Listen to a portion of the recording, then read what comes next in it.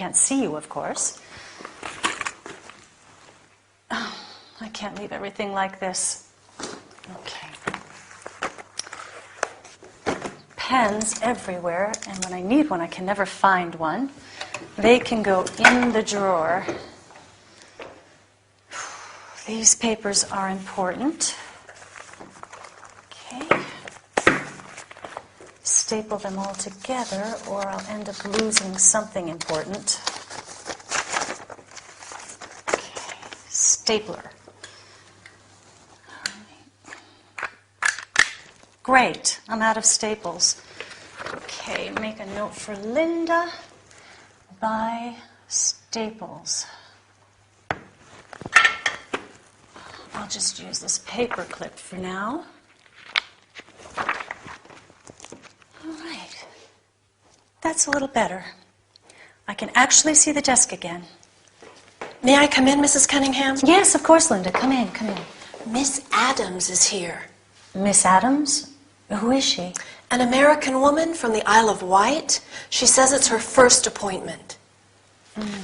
It says here she's got a hotel in Cowes, and she wants to file a lawsuit against a company called Beautiful Bathrooms. She purchased some faulty showers from them for her hotel. Oh, yes. I remember Miss Adams. Send her in.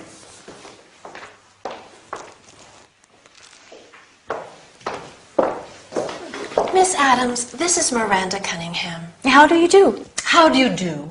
Miranda? Yes. And this, of course, is Linda, my secretary and precious personal assistant. Pleased to meet you. And you. Thank you, Linda. So, as I said on the telephone, I have got a hotel in Cowes, and I have recently changed the bathrooms. Oh, what's the name of the hotel? Oh, please, have a seat.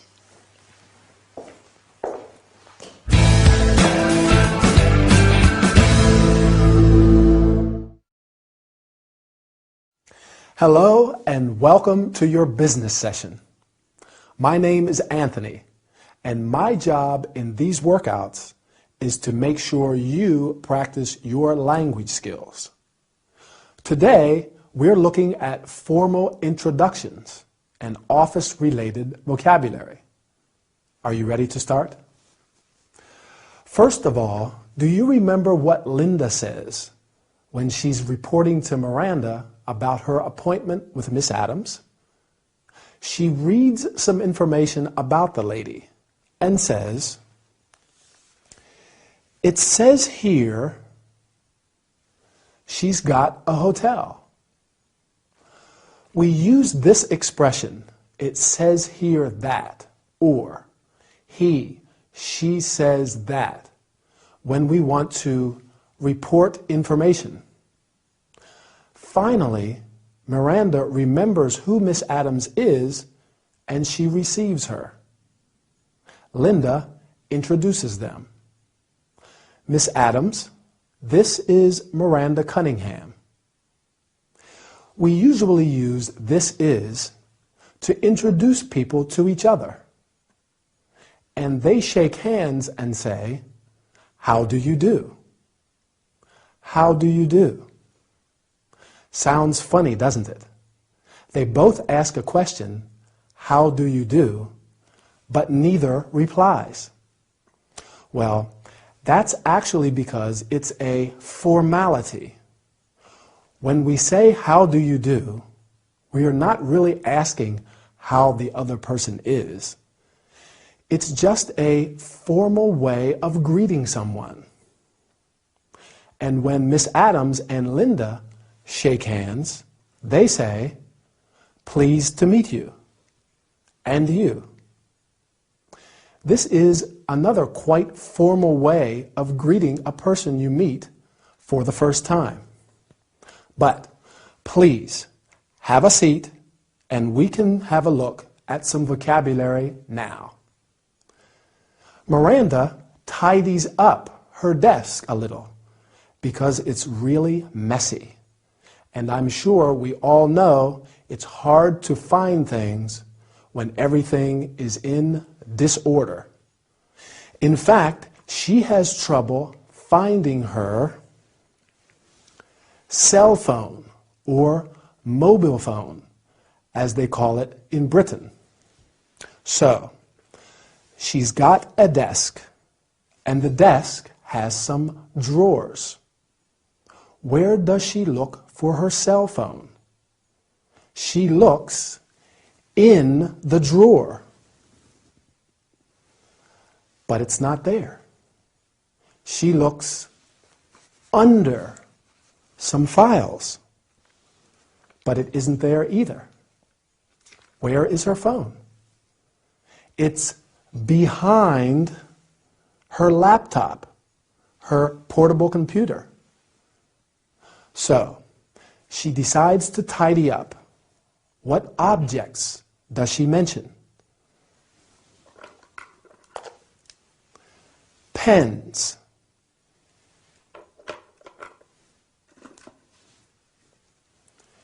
Stapler. We use it to attach various sheets of paper together. But she's out of staples. So do you remember what she uses instead? Those little clips we use to hold paper and documents together? Good, yes, paper clips. Great. Well, that's all we have time for today. See you next time for another training session. Goodbye. Well, we have a good working relationship, but I am just the secretary, and Miranda constantly reminds me that she's the boss. I'm always here early because I absolutely have to clock in by 9 o'clock. So I usually get to work around 8:45 just in case. But Miranda arrives late all the time, and nobody says anything, of course. No, I don't work fixed hours, and sometimes I stay in the office after work because we have to meet deadlines. So it can be very stressful. It's okay, but most of the time I do routine tasks. I file documents, answer the phone, reply to emails. So I'm usually stuck behind a desk. It can be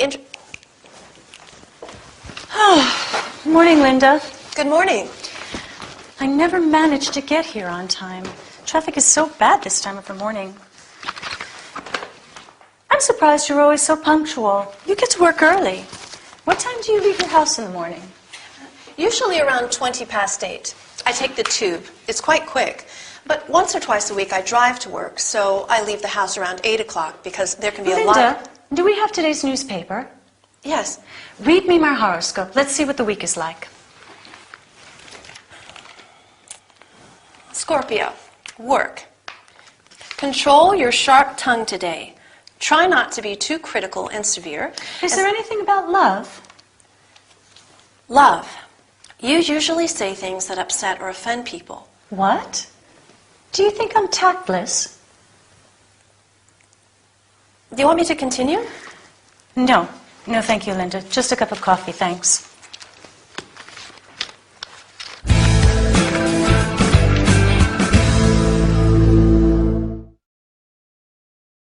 Hello. Here we are for another business workout. Today, we're exploring the vocabulary we use to talk about daily work routines. Linda is on the phone with a friend in Miranda's office, and she tells her friend about her job and her boss, Miranda. She says she and Miranda have a good working relationship. Well, that's important. It's terrible to have a bad working relationship with someone, especially your boss. But there are some things she's not too happy about. Let's see. Miranda isn't very punctual. She's usually late, whereas Linda gets to work on time. Actually, she arrives early because she has to clock in before 9.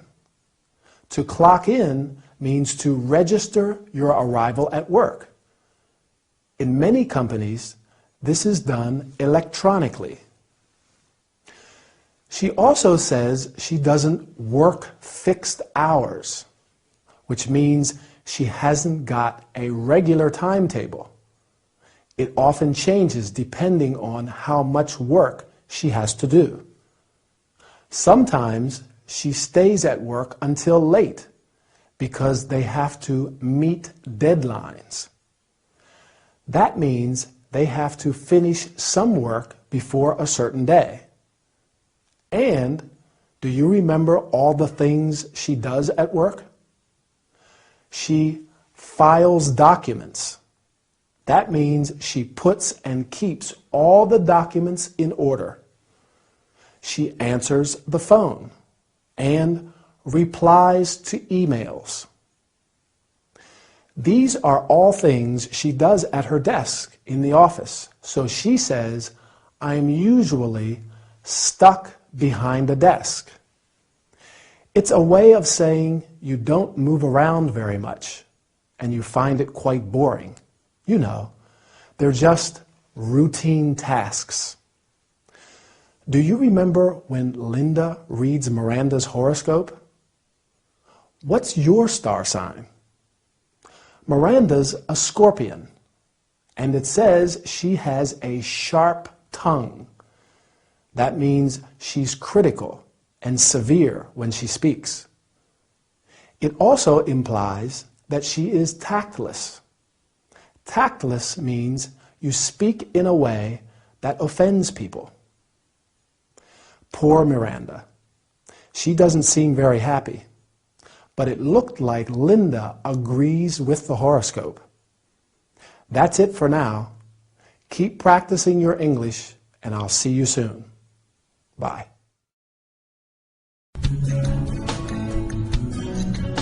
Good morning, Doctor. Please, call me Ray. John. Let's just have a little chat first, shall we? Okay. As this is our first session, I'd like to ask you a few questions about yourself to get an idea of your history, your situation. Okay, fine. What is your full name? John Little. How old are you? I'm 45. Marital status? Sorry? Are you married, divorced? No, I'm not. I haven't even got a girlfriend, actually. I'm single. Have you got any brothers or sisters? No, I haven't. I'm an only child. Have you got any children? No. I don't think so, anyway. Just a joke. Do you live alone? Yes, I do. Now, I'd like to show you some pictures and ask you how you feel about yourself. Of these four, which animal are you?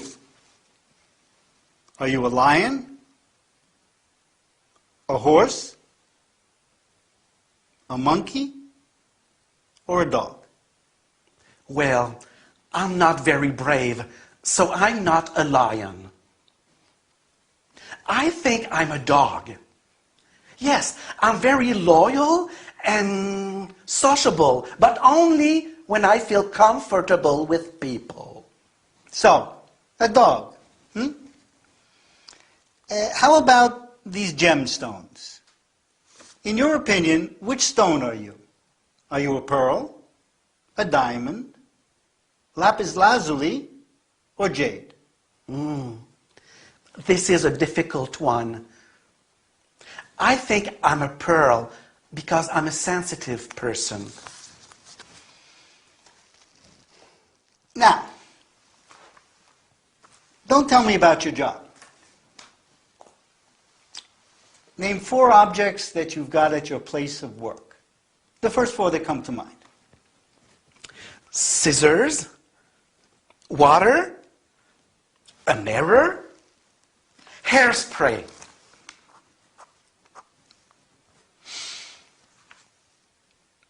You aren't a painter, but you are an artist of some kind, aren't you?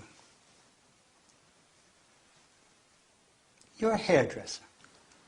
Oh, amazing! Do I have to lie on the couch? It is better. I like to lie on the couch.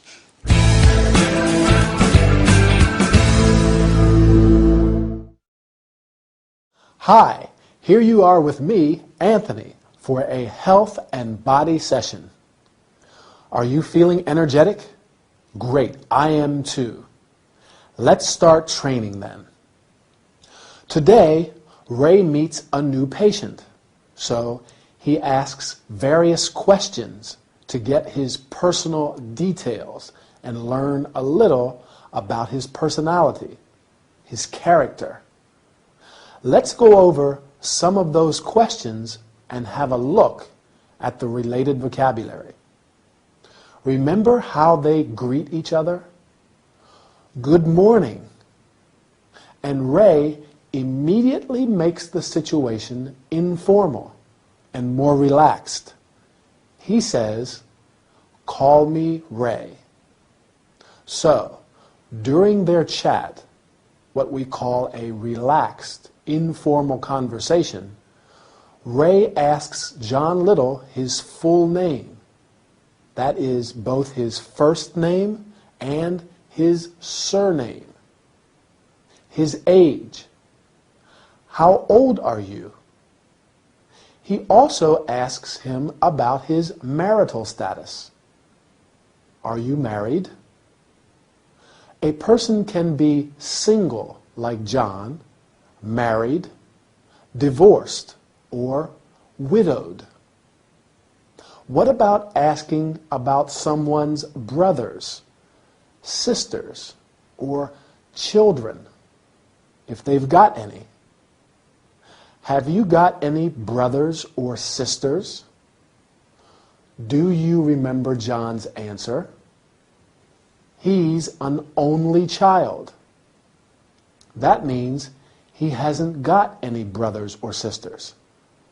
And then, have you got any children? Now, let's move on to some vocabulary. Ray asks John how he sees himself. He asks John to choose from 4 animals. Which animal are you? Which, because there is a limited choice. John can only choose from 4 animals: a lion, a horse, a monkey, and a dog. John says he's a dog because he's loyal. And dogs are very loyal animals. That's true. And because he's sociable with people he knows anyway. He isn't brave. That means courageous. So he says he isn't a lion. What about you? In your opinion, which animal are you? When we introduce our ideas, we say, "I think," or "in my opinion." Do you recall what other objects Ray asks John to choose from? That's right, 4 gemstones: pearl, diamond, lapis lazuli, and jade. And John says he's a pearl because he's sensitive. That means he's easily touched by things. So let's look at all those personality-related adjectives we just mentioned. Loyal, sociable, brave, and sensitive. Well, that's all for today's workout. See you soon in the next training session.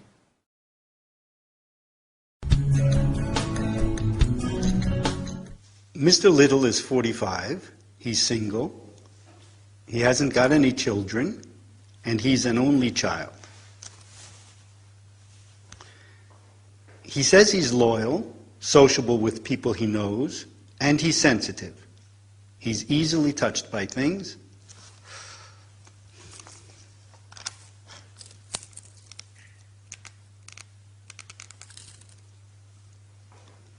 Hi, Al. It's Ray. Everything's fine. Are you still at work? So what time is the match? What do you mean, what match? The match. Arsenal against Chelsea. No, it's today. I'm sure it is. I've got the newspaper here.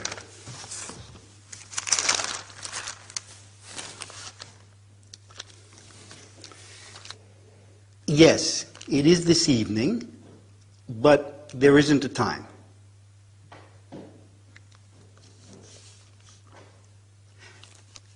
We're playing with a 4-4-2. And you know who the coach has got playing center forward? Can you believe it? He's not ready to play against Chelsea. They've got some strong players this season. No, I think he's too young to be in the running for such a position. He's a good player, but he needs more experience, in my opinion. And we're even playing with the reserve goalkeeper. Yes, he was injured last week in the match against Fulham. No, nothing serious, just a strain in his leg, but he's on the bench for 2 weeks, poor bloke. I just hope the pitch holds up with this heavy rain. Right.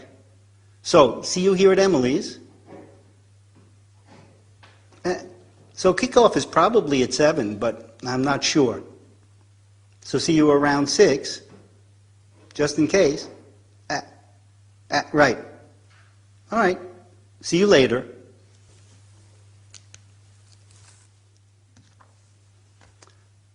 We love you, Arsenal, we do. We love you, Arsenal, we do.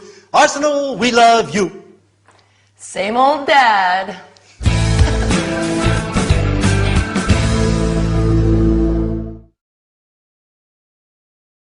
Welcome back. Today, our workout is all about football. Ray's excited about the football match. His team, Arsenal, is playing against Chelsea. We say a team play against another team. The noun team refers to a group of players, so it can either take a singular or plural verb. When the team is considered a single unit, it is common to use a singular verb. Arsenal plays against Chelsea. What about the players? The people that play a sport are called players. In this case, they are football players. But we can also use the term footballers. Ray is surprised that the coach, the person who trains the players, has got such a young center forward playing in the match. Center forward is an important position, and you need a strong player. Ray's worried that he doesn't have enough experience, and he says he's too young to be in the running for such a position. Ray's also worried because they're playing with the reserve goalkeeper. The reserve is the substitute when a member from the team cannot play. In this case, the goalkeeper is injured. We say a player is injured when they hurt some part of their body. Arsenal's goalkeeper was injured in the match against Fulham last week. He's got a strain in his leg. This means he pulled a muscle.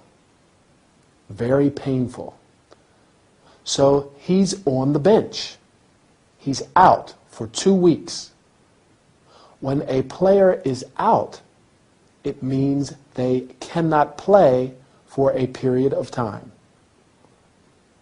How about when Ray says, we are playing with a 4-4-2? We call this a formation because it describes how the players are positioned on the pitch.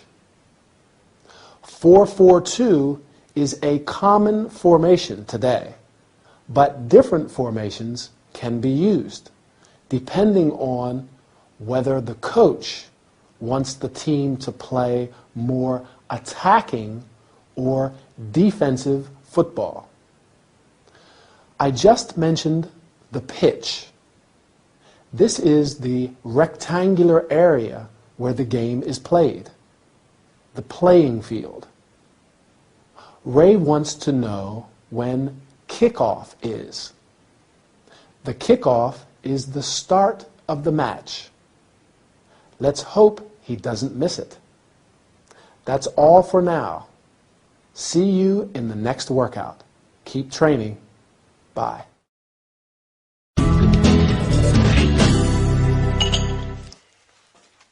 Hello. Hi. What can I get you? Coffee? Tea? Tea, please.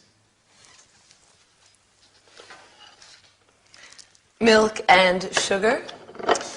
No milk, please, but sugar. Would you like anything to eat? A slice of chocolate cake? Some pastries? Tempting, but no thanks, just tea. Amazing! Who? Oh, I mean, what? Egypt! What an incredible place. Yes, it's fascinating. Are you interested in traveling? Oh, yes. I love traveling. I haven't got much time with the bar and everything, but there are so many places I'd like to visit. Do you travel a lot? Yes, I do. Lucky you. Have you got a lot of free time? Not really. I travel for my job. Oh, wonderful! What do you do? I'm a photographer. Are you? How interesting. Is this one of your pictures then? No, it isn't. But I know the photographer who took it. Do you work for a magazine? Sometimes. I work freelance, so I work for different magazines and newspapers. But I also work for a publishing company. I take pictures for their travel books and guides. Wow! That sounds really interesting. You probably like traveling too then. Yes, very much. In fact, I'm not often in London. I spend most of my time traveling. I've got a job to do in Chile. Some pictures for a magazine. I'm going to be there for a few months, actually. Gosh! How I envy you. Do you want to come with me? I wish. So why do you like traveling so much?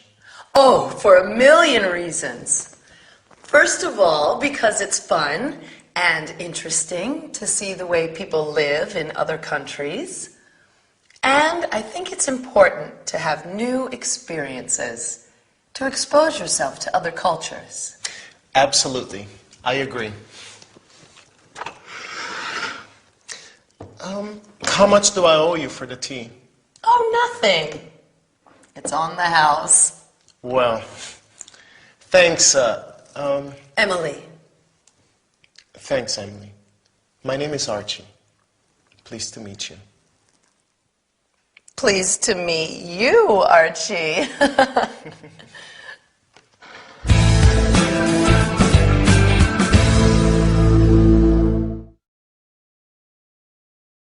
Hi, welcome to your travel and entertainment workout. I'm Anthony, your personal trainer. So, are you ready to start practicing some English? Right. Emily serves a new client at the cafe, and they have a chat about their common interest in traveling. Let's have a quick look at how we take someone's order in a bar or a cafe. And then we can explore some of the expressions and vocabulary Emily and Archie used in their chat.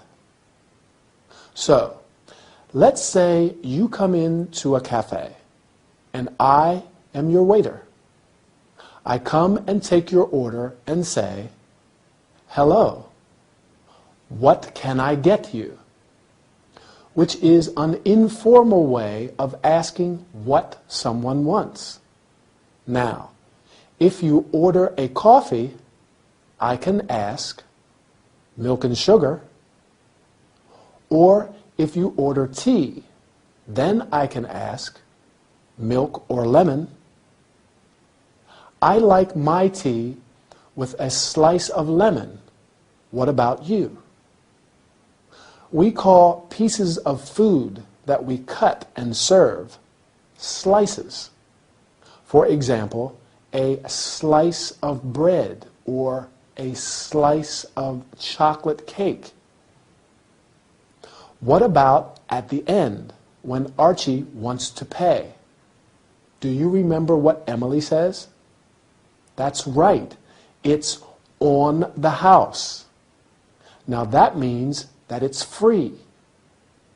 Okay, good. Now, moving on to their chat about traveling. Are you interested in traveling? Well, Emily certainly is. We say we're interested in something. What are you interested in? Really? Now that's how we express surprise or interest in what someone is saying. Some other ways are amazing or wonderful, incredible, fascinating, how interesting. That's what Emily says when she learns that Archie is a photographer. He says, "I'm a photographer." And to express her interest, she replies, "Are you? How interesting." I think Archie has got an interesting job too. He travels a lot for his job because he takes pictures all over the world. Do you travel for your job? We also use the preposition for to say who we work for.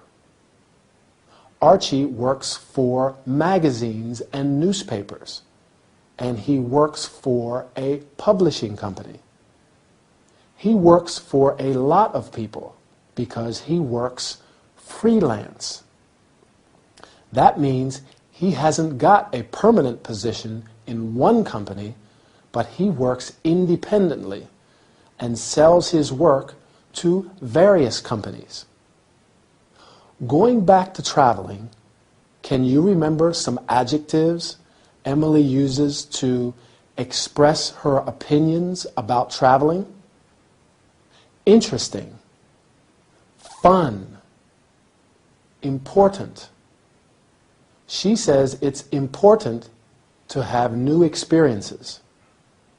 Absolutely. I agree, don't you? Well, take care for now and see you in our next training session. Bye.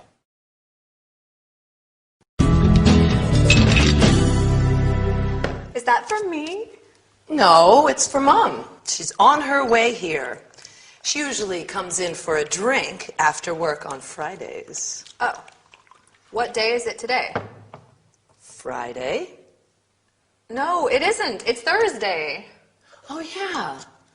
Well, she sometimes comes in on Thursdays, too. Really? So today isn't a special occasion? I don't think so. What month is it? November? Et voila! You know, Lucy, the martini is more than just a cocktail. It's an American icon. And the preferred drink of such luminaries as Franklin D. Roosevelt, Jack London, and Ernest Hemingway. It celebrates the American dream. Yes, and Winston Churchill liked it too. But we are in the 21st century. It's November. Happy birthday to you. Happy birthday to you. Happy birthday. Oh my God. I am so sorry, Lucy. I completely... Forgot? Yes. Oh, Emily. Happy birthday, Lucy. Presents! Thanks, Mom. Oh, is this for me? Yes. I really am so sorry. Is it already the 20th of November? Yes, dear. And as punishment, you have to wear this hat. And make me a James Bond martini. 3 pots gin, 1 pot vodka, and a touch of dry quinoa lillet. Shaken, not stirred. With a twist of lemon.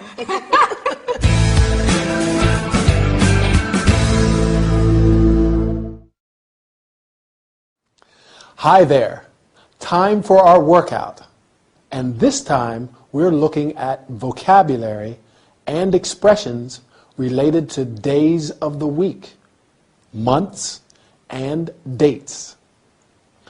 Poor Lucy. Her sister forgot her birthday. But she doesn't seem too upset. She receives a lot of presents anyway from her mom. I think Emily feels worse than she does. I always feel terrible when I forget someone's birthday, don't you? My birthday is in April. We use the preposition in with months. In February. In July. When's your birthday? Is it in November, like Lucy's? Lucy's is on the 20th of November, or, as they say in America, November 20th. We always use an ordinal number to say the date. The 18th of April. That's my birthday. Don't forget it. My brother's birthday is on the 2nd of March. Remember, the ordinal numbers for 1, 2, and 3 are 1st, 2nd, and 3rd. So we also say 21st, 22nd, 23rd. So, what's the date today? And what day of the week is it? Miranda usually goes for a drink at Emily's bar on Fridays. But Lucy reminds Emily that it's Thursday. I usually go out with friends on Saturdays because we stay out until late and I don't have to get up early on Sunday morning. But I often go for a drink during the week too. On Tuesdays, not on Wednesdays, because I have yoga on Wednesday evening. Now, going back to Lucy's birthday, do you remember what cocktail she asks Emily to prepare? A